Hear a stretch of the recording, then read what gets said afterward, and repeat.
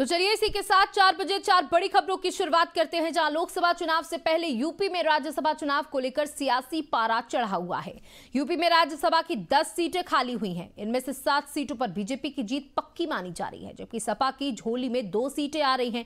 BJP ने राज्यसभा का 8वां उम्मीदवार उतारकर इस चुनाव को दिलचस्प बना दिया है, जिसके बाद सपा और भाजपा में छोटे दलों के विधायकों को अपने खेमे में लाने की होड़ मची हुई है। पहले सपा की ओर से राजा भैया को संपर्क किया गया, तो अब भाजपा ने भी कुंडा के राजा से मुलाकात और लंबी बैठक की है।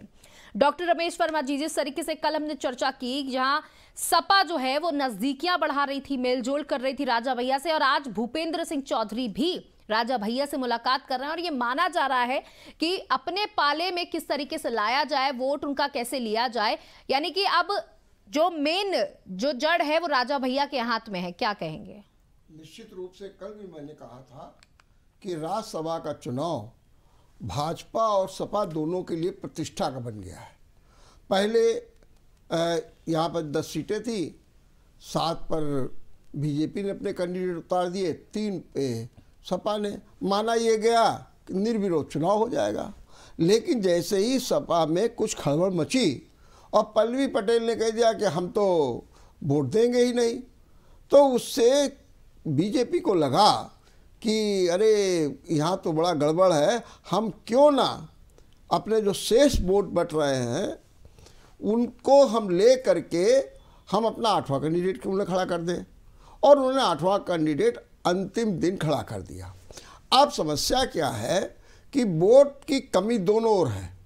अगर सपा को देखें तो वहाँ पर भी 2-3 वोट की कमी है, और अगर वहाँ देखें जो भाजपा में, वहाँ कुछ ज़्यादा वोटों कमी है, जिसकी जोड़ तोड़ की जा रही। हालांकि जो भाजपा के अन्य गठबंधन जैसे राजभर है, संजय निषाद हैं, और पल्लवी पटेल के अलावा जो उनकी बहन है अनुप्रिया पटेल, उन सब ने जो है ये कहा कि नहीं नहीं हम तो एनडीए के साथ हैं और कैंडिडेट को जिताएंगे।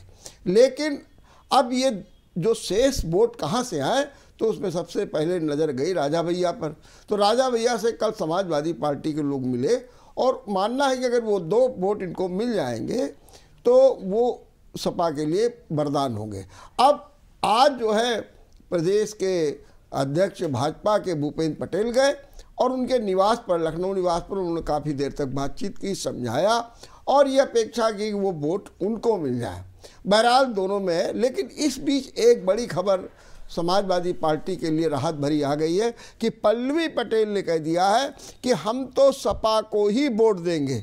और इस बात को लेकर के एक अच्छी बात सामने आई है कि पल्लवी पटेल ने कहा, लेकिन सुगबुगाहट इस बात की भी है कि कहीं सपा में विद्रोह ना हो जाए, क्रॉस वोटिंग ना हो जाए, इसलिए भी बड़ी सतर्कता बरती जा रही है। इसलिए कुंडा के जो राजा भैया हैं उनका एकदम महत्व बढ़ गया है। बिल्कुल, तो बता दें कि सूत्रों की माने तो समाजवादी पार्टी की ओर से राजा भैया से राज्यसभा चुनाव के लिए समर्थन मांगा है, तो वहीं लोकसभा चुनाव के लिए भी ऑफर दिया गया है। ऐसी अटकलें लगाई जा रही हैं कि राजा भैया प्रतापगढ़ सीट से 2024 का चुनाव लड़ना चाहते हैं। अगर सपा से गठबंधन होता है तो उनके खिलाफ उम्मीदवार नहीं उतारा जाएगा।